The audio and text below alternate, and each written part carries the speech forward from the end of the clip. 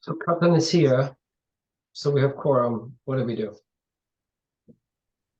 Okay, All we're right. recording. We're ready to go. I'd like to call the meeting to order at 6:13 p.m. Let's please start with the Pledge of Allegiance and the Goethe Pledge. Place your right hand over your heart. Ready, begin. I pledge allegiance to the flag of the United States of America and to the republic for which it stands, one nation, under God, indivisible, with liberty and justice for all. And now for the Goethe Pledge. As a citizen of the world, I will follow Goethe's circle of learning. Curiosity opens my mind, ideas lead to knowledge, responsible choices show respect, cooperation strengthens others, learners are courageous, empathy creates community. Biggie?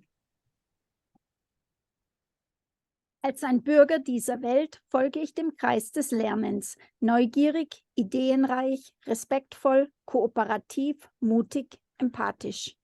Thank you. And Nazmia?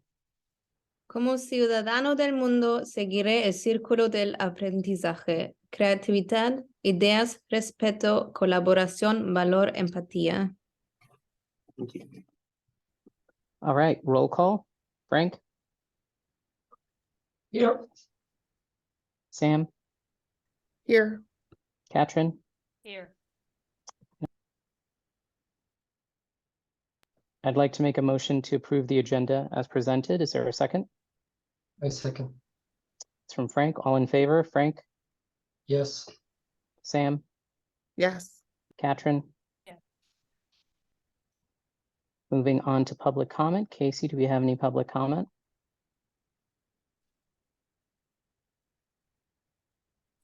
The public may comment on any item that is on the agenda or any other item that is in the board's jurisdiction. Members of the public who wish to comment during the board meeting may use the raise hand tool on the Zoom platform. Individual comments will be limited to 3 minutes, and the total time for this purpose shall not exceed 30 minutes per meeting. If an interpreter is needed for comments, they will be translated to English, and the time limit shall be 6 minutes. Individuals may speak 1 time per subject. The Board of Trustees reserves the right to mute or remove a member of the public if comments or actions during the board meeting, comments or actions disrupt the board meeting. Board members are prohibited from responding to or commenting on matters raised by the public that are not on the agenda. And at this time, there is no public comment. Thank you, Casey. I'd like to make a motion to approve the special board meeting minutes of February 27th. All in favor? Frank, Yes. Sam, Yes. Katrin?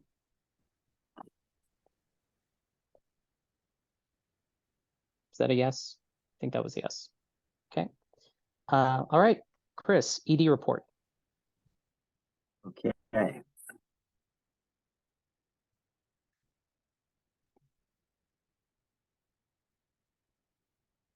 All right.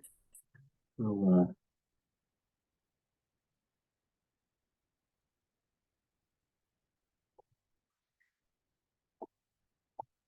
all right, as always, we start with enrollment.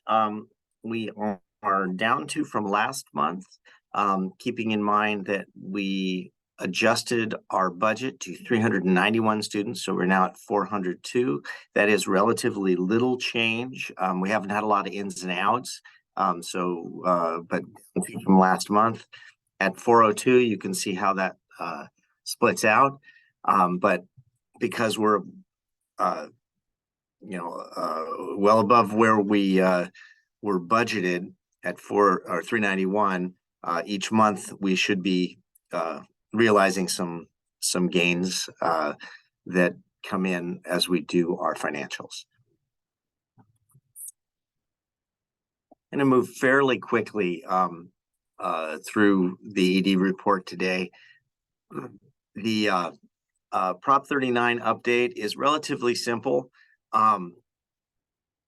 Our preliminary offer that was given to us in February, we accepted on March 1st.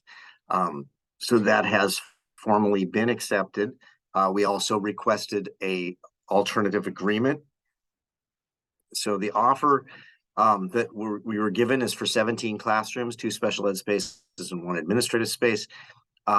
in comparison, the year before, that was 15 classroom spaces, not 17. So we had 2 more that were provided. This is exactly our current footprint, and how we got those 2 spaces last year was through an alt agreement. So we're asking for 2 additional spaces through an alt agreement this year. And what we trade off for that is shared space, particularly the shared space of the library, a portion of the multipurpose room and the parent center that are a part of what are in our offer. We are meeting with the MDRMS team this Friday, and doing a walkthrough together with their administrative team and their teacher representatives. And we're all going to be walking through, looking at what are the options. They do expect to be growing next year. Marina Del Rey does. And so, that's all part of the conversation. And but we're going to, push forward with what we're asking for with an alternative agreement. A quick reminder that upcoming, we will be having our board parent election in May. We will have at least 1 position that will be on the ballot in May, and we'll using the same formats as in past years, which if we have 2 positions on the ballot, the highest voter percentage receives a 2-year term, and we'll be announcing for that in April. So really right after spring break, we'll be announcing about that and looking for parents who are interested in participating on the board. We certainly invite and encourage our parents who are on the board to continue forward, but you can let us know what plans are for that with next year. And currently, Katrin is on the first of 2 years, and Samantha is in the 2nd year of her 2-year term. So keep us posted on that, but I wanted to make sure that was on everybody's mind.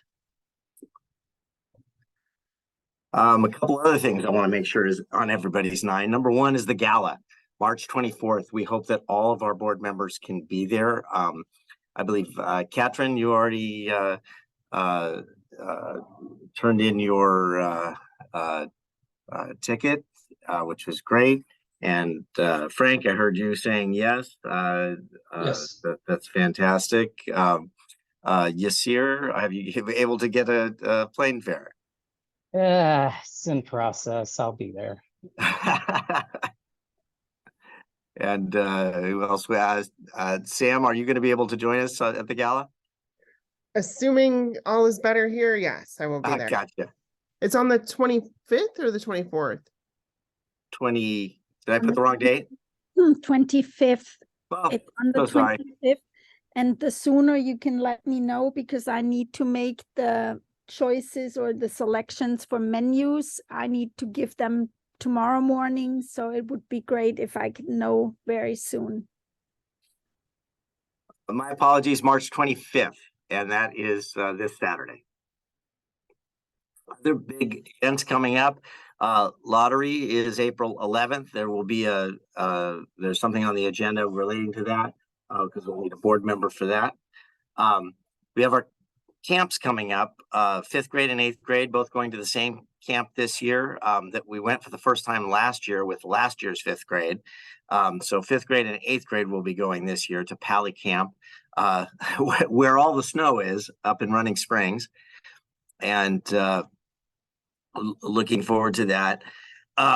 We have a talent show coming up. We have a movie night coming up, a book fair in May, and our International Flair in June. So quite a bit of a number of things that are happening. Invite any and all board members to anything that you're able to participate in. International Flair is obviously a really big event at the end of the year. But any of those events are really important, and we hope to see everyone at the galley on Saturday night, the 25th. Another reminder to board members, the conflict of interest filing, which is called Form 700, is coming due April 1st. So please make sure that that gets completed. Put that on your to-do list because it is one of those things that we have to make sure we meet the deadline. And you'll be hearing from Christiane and you'll be hearing from Biggie if not. So please make sure that that gets done as soon as possible. Thank you. And finally, I put down looking ahead. The end of my ED report, I do want to address the message that I did share with the community on Friday. I shared with the board previously that that I will be retiring in this coming June. So at the end of June, I will be retiring, and it has been an absolute pleasure and honor to have worked here and to have been a part of this. I think we've done some really good things over the past 4 years here at Goethe, and we've ridden through some pretty stormy waters, particularly with the pandemic.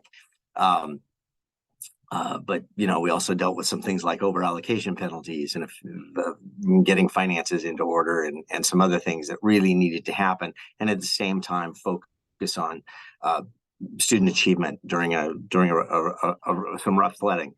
So with that in mind, I want to think about looking ahead and, you know, obviously the board's got one of its major jobs is selecting a leader. And so that's really at the heart of some important decision making that comes up in the next couple months. And there are a couple items that I think just need to be first and foremost on the board's mind. The first I put is enrollment growth.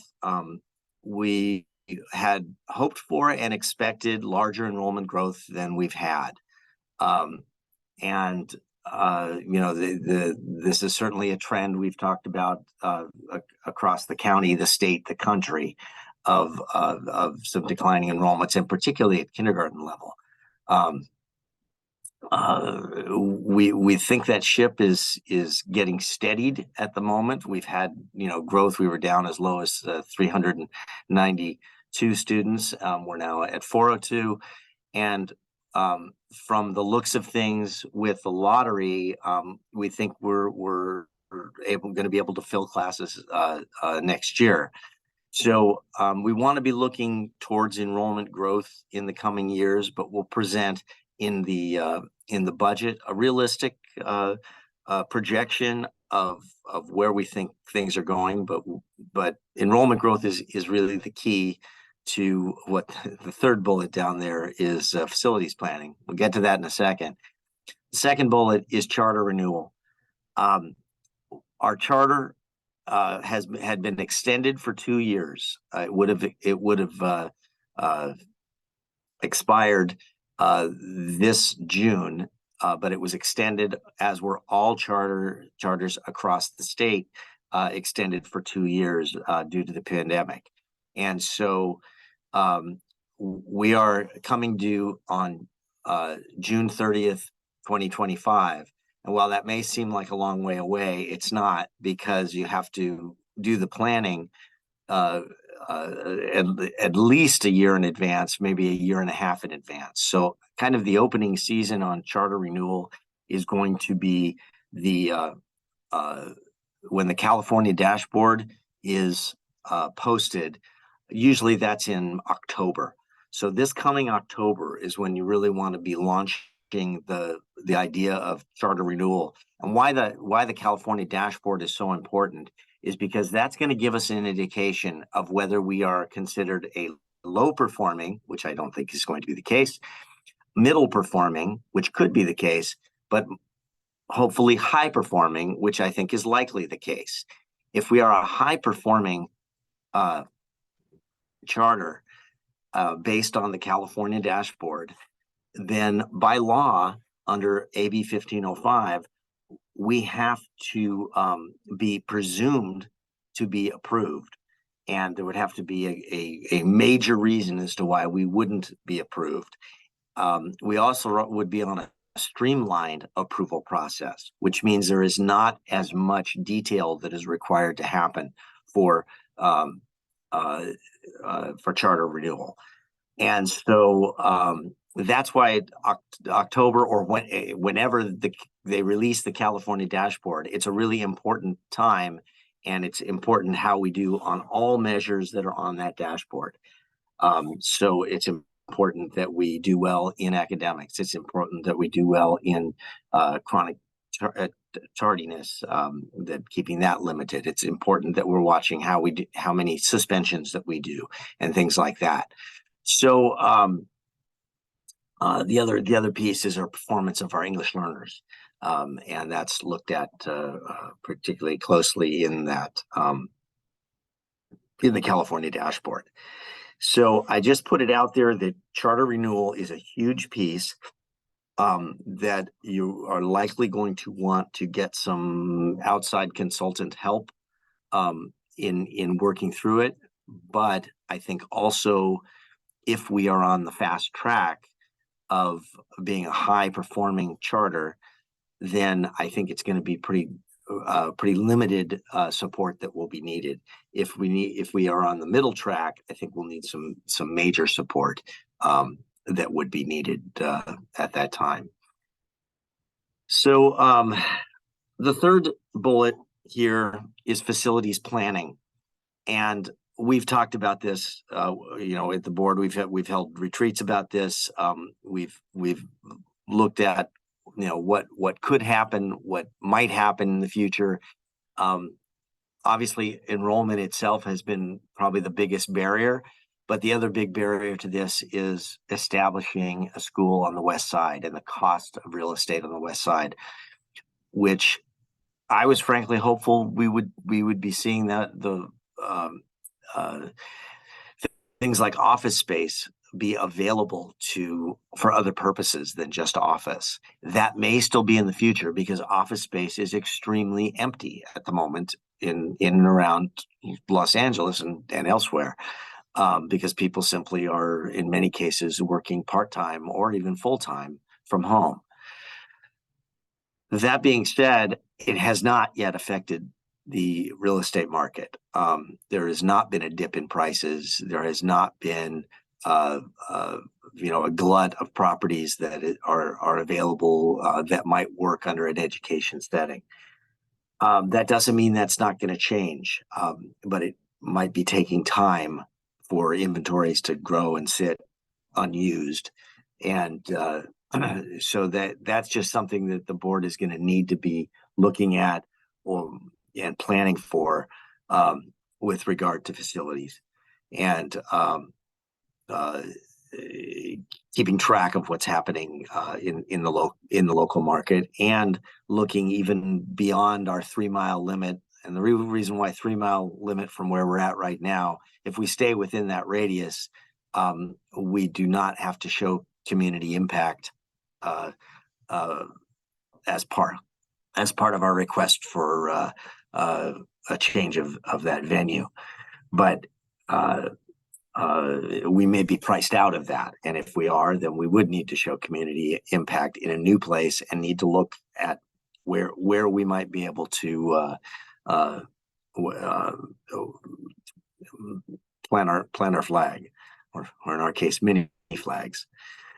The final bullet that I just want to mention is in general about the charter school movement. As an independent charter school, we can set our own course on many things. Some of that is limited because we are authorized in a very stringent district that takes its oversight and authorization very seriously, and as such, we face some bumps along the way with regard to our own situation. But we're a small school, and we are a single site charter school, where that's not as typical as charter schools that are part of a CMO or charter maintenance organization, which a larger proportion of schools are a part of. And as such,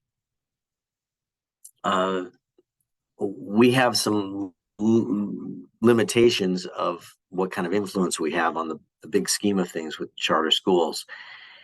I can't estimate the impact of AB 1505, which was the law that set the new rules for charter schools in California. And that law was put into place in 2018 or 19, but it really hasn't come in to full play yet because of new charters. It's limited the growth of new charter schools, but the renewal of charters, we really haven't seen that play out yet. And we'll see a little bit of that play out this year because there are charters that are up for renewal this year and next year before ours actually goes up. So we need to be watching that closely with regard to charter renewal and the overall charter school movement in California and nationally. In California, it's at a bit of a standstill, and it's because of AB 1505, which has cut off new charters from being created or very severely limited them. They're not completely cut off. I just spent the last week up at the charter school CCSA convention, the California Charter School Association, and it's one of the talks of what's going on up there is we need to really work together with other charter schools to make sure that our charter movement continues forward. So that's the fourth bullet I put down there. Just want the board to be thinking about that.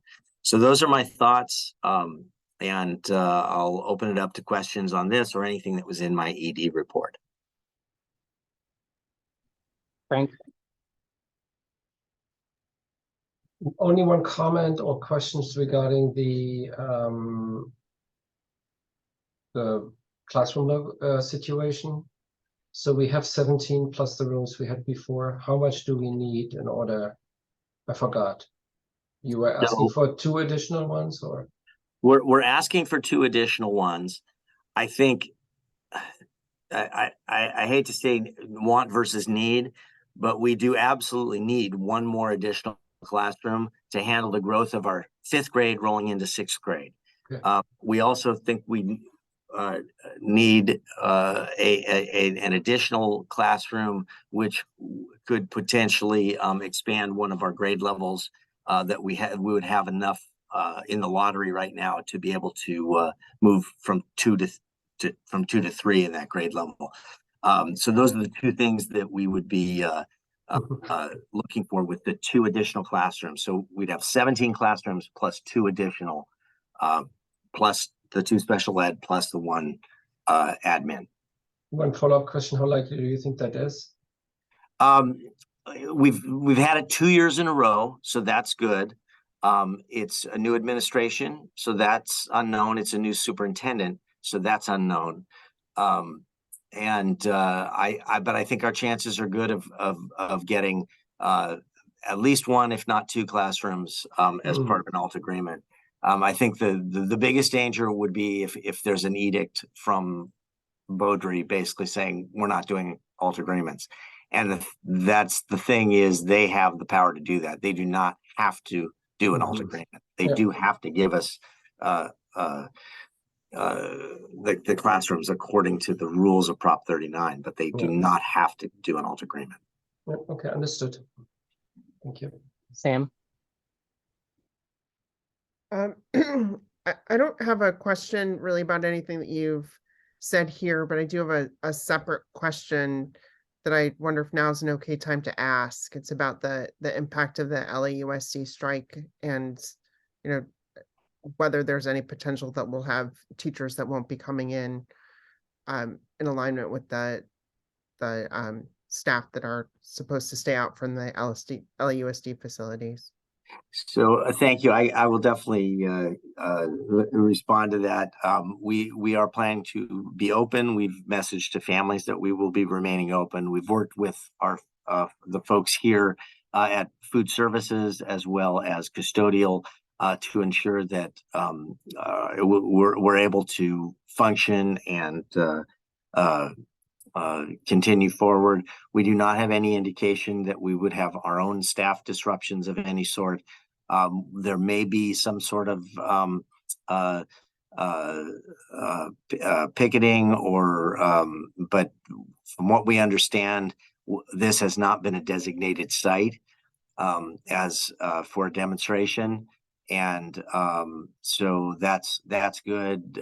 There could be localized folks coming here, and they would, be on the sidewalks. That did occur in 2019, and it was not really at our entrance, but more towards where the staff parking lots are. With that said, we don't know exactly what'll happen, but from our standpoint, it is going to be as much as is possible just business as usual. We're on a specialized schedule anyway this week because of student-led conferencing, so that which begins tomorrow.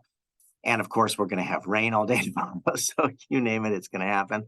But we do not anticipate any problem that we cannot handle in-house here.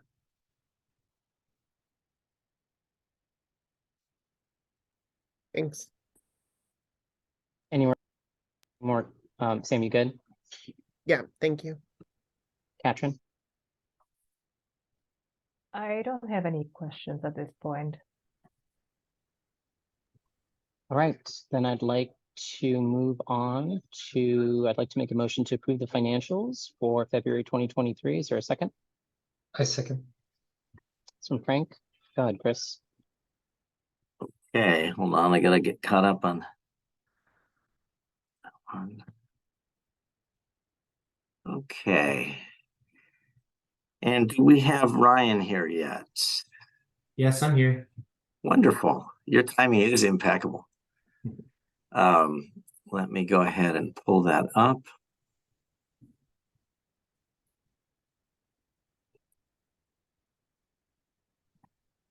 Financials.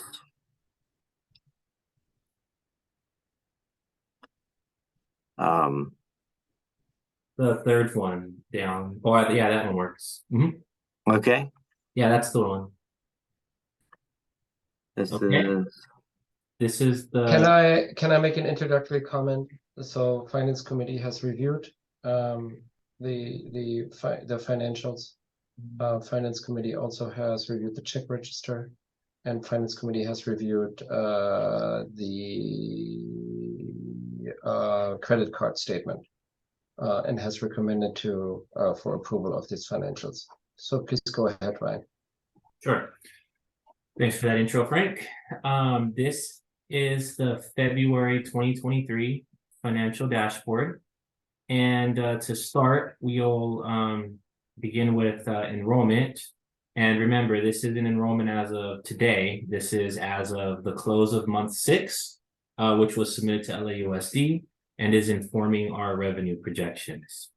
So through month 6, at the end of month 6, we had 404 students enrolled with an average daily attendance percentage of 94.3%. So this is less students than we originally planned for in the budget. And our ADA is lower than the original budgeted amount also, but we have been projecting around a 94.5% for the year. So we're about on track with the forecast that we have been presenting all year long. And I believe that we are still realizing some additional ADA as independent study contracts come in. yes, that's correct. And we're also with the forecast of 391 now for enrollment. Yeah, that's correct. So we have 404, but our forecast is based off of 391. Okay. Moving on to the income statement. From our January dashboard to now, there wasn't much of a change as far as revenue goes. Our revenue was about 5,000 better than last month, and our expenses, we realized about 10,000 in savings from last month. And the main change was realized savings from health benefit invoices that have come in. So our forecast from last month to this month is pretty spot on. It's actually about 15K better than last month. However, we have big variances for the year that I'll remind everyone of. So on the revenue side, because we have lower students, lower enrollment, we did see an LCFF decline of about $203,000. On the federal revenue side, we have less money expected as well from our federal SPED, the IDEA portion that's tied to average daily attendance. And between the original budget adoption and now, the rates between federal and state changed. We had a slightly lower federal funding rate and a slightly higher state funding rate. So our federal revenue is lower, primarily due to special education ADA revenue. On the state revenue, we've had some big changes. And the big variance that we've pointed out in the notes as well as in the key points of the dashboard has to do with our one-time funding from Hold Harmless from last year. That's estimated to come in at about $290,000, and those funds are starting to come in. I think they're targeted for mid-April to start trickling in. And that was $290,000 of unbudgeted funds. So it actually really helped out to offset some of our ADA challenges for this year with the lower enrollment. And we also have two new funding sources. One is the Arts and Music Block Grant, and the other is the Learning Recovery Block Grant, both of which we're accessing some of the funding for this school year. Moving on to the expenses. We have been realizing, or we had realized savings in certificated salaries. But this is offset by an increased need for outsourced substitute teachers. So we have about 44K in savings and certificated salaries for the year. But we have experienced a much larger need for outsourced subs. On the benefit side, we have about an $83,000 projected savings in benefits for this year. It's not because we lowered our offerings, it's because we always budget on the high end, assuming everyone will be as expensive as they could be. And we've realized savings throughout the year. On the student supply side, the big $51,000 of savings there has to do primarily with the fact that our costs associated with the nutrition program was removed. So we had budgeted originally for about $60,000 in expenses associated with that program, but for this 22-23 school year, there was no expense. It's not costing us anything. So that expense was removed, and that's why we realized savings in our student supplies. On the operating expenses, that big variance there has to do with the over allocation penalty estimate for the 22-23 school year, and we had estimated about 146,000 there. So that's the big component of the $175,000 in operating expenses. The other components have to do with, as I said, increased substitute teachers, as well as slightly higher outsourced SPED needs for this fiscal year. So net income is projected at $321,000 as of February, compared to $306,000 net income presented at the last board meeting. Moving on to the balance sheet, we ended the month of February with $2.3 million in the bank, and we're forecasting to end the year with 2.1 million, which is 396,000 higher cash balance than we originally budgeted for. As you can see, we have a very strong forecasted year-end position.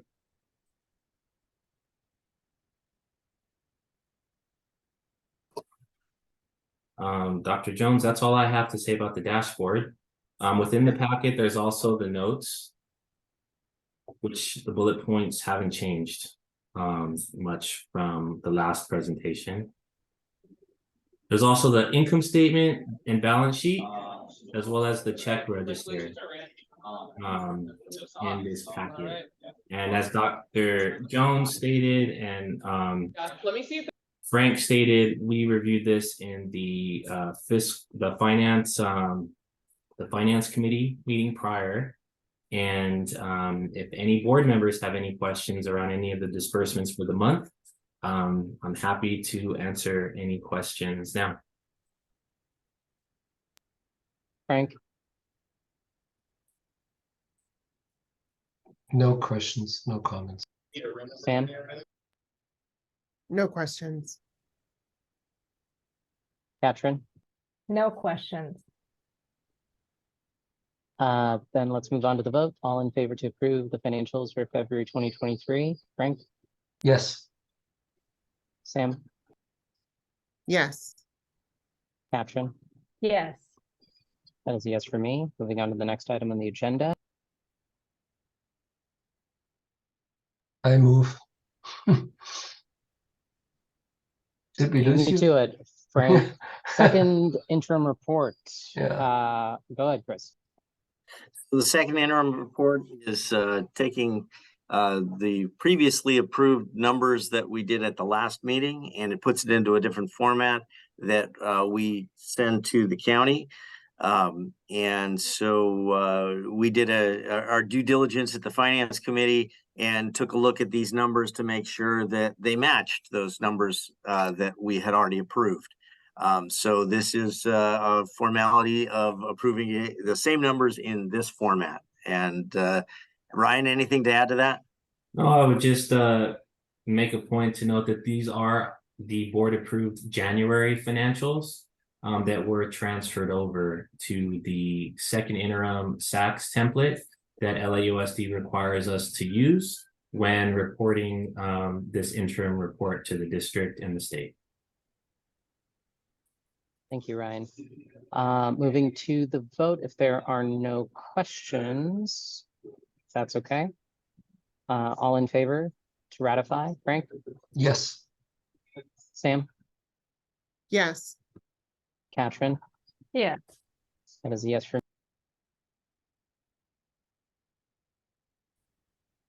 Banking update, Chris, go for it. Sure. I just thought it was worthwhile for us to put this on the agenda because of the various things that have happened in the banking industry over the last couple weeks. And so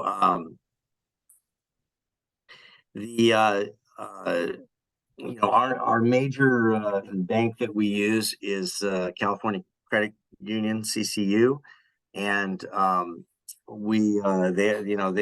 FDIC insurance of $250,000 that's insured. So we wanted to make sure that they also are in good standing and are not in any problems that the Silicon Valley Bank had, or some of the other things with Credit Suisse and there's one other that I can't remember.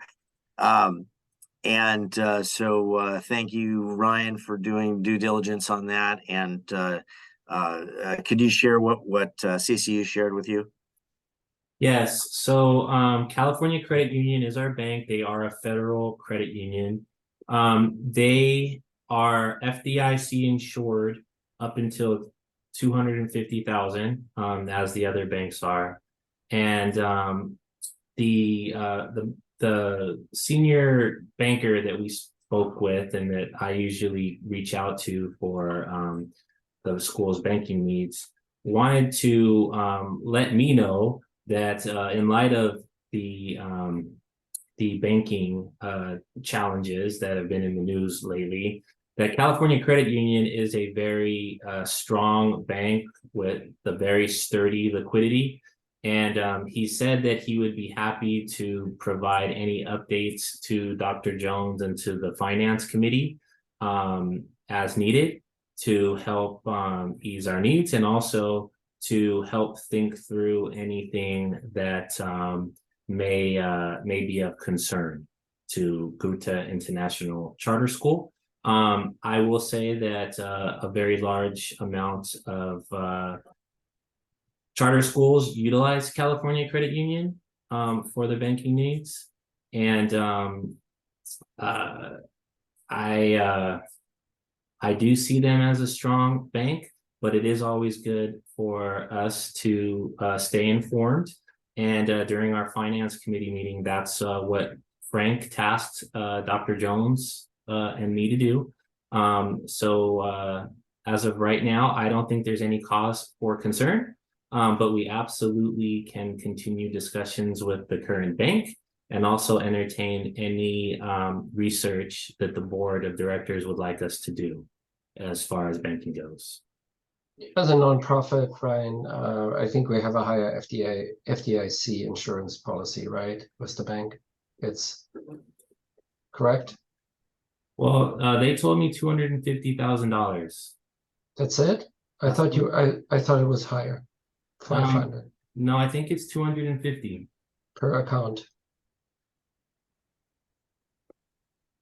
Yes? I think Yeah, it's that's 250 standard per account. per account for an institution. So it's important that we make sure it is a solid and liquid bank. Would you like us to have the representative come and meet at our next Finance Committee meeting? Frank, I think that question is for you. Yeah, let's invite him, it's a Zoom meeting, so he can join us. It doesn't need to be personally present, and, assure us some guarantees, give us some guarantees, or at least provide some more background. We can do that. Yeah. Ryan, would you be able to reach out to him? Yeah, absolutely. Great. Sam, any questions? Thanks. Do we have, as an institution, do we have any sort of investment policy or anything that would require us to have diversification among institutions, or thresholds of dollars that we'd have with any individual institution? We do have the guidelines. We don't have a requirement that it says dividing up, to have, say, 250,000 here and there and there. I think it would be very difficult to run our program with that low of a threshold. Having it centralized banking, we used to use Wells Fargo. And now we use CCU, but I think that's required to be a large enough pot to be able to do all the things we need to do, from payroll and all of the things we need to purchase. Katrin? I have no questions at this time. All right, then moving on to the approval for continuing audit services with Christy White Associates. I'd like to make a motion. Is there a second? I second. Go ahead, Chris.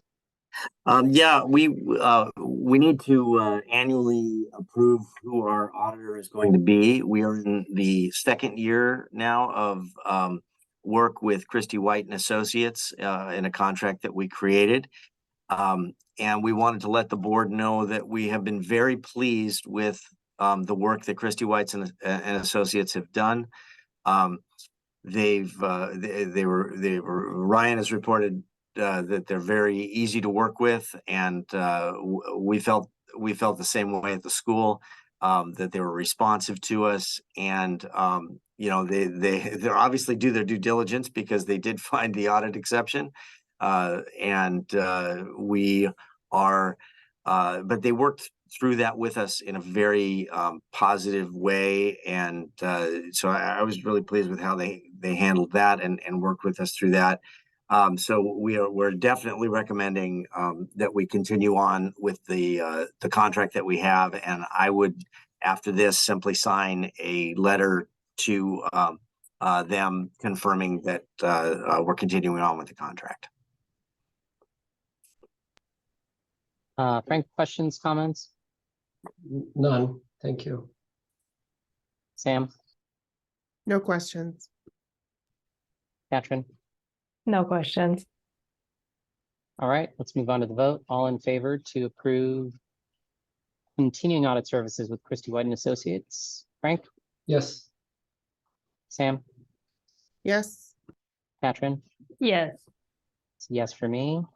Moving on to the appointment of a board member to attend public lottery on April 4th, 2023. I'd like to make a motion and nominate Catherine. I move, I second. That's what we call the whole, throwing you under the bus, Catherine. I'm totally kidding. Are you okay with? What do you think? Awesome. Do I have to say something right now? Well, you can not say anything and we can vote for you to do it. and Oh, then it'll God. just At what be time awkward. is that? At what time is that? Chris, can you tell us the time? It is, I believe, 6 o'clock. Mm. And it takes really long, right? I remember when I was a parent in the Takes lottery. Yeah, it takes about 90 minutes. Biggie, can you confirm the date and the time? It's April 11. It's That's a what I thought. The Tuesday date is wrong on evening, there. and it's at 6 p.m. So that date is incorrect. It's on here. It's April 11th at 6 p.m.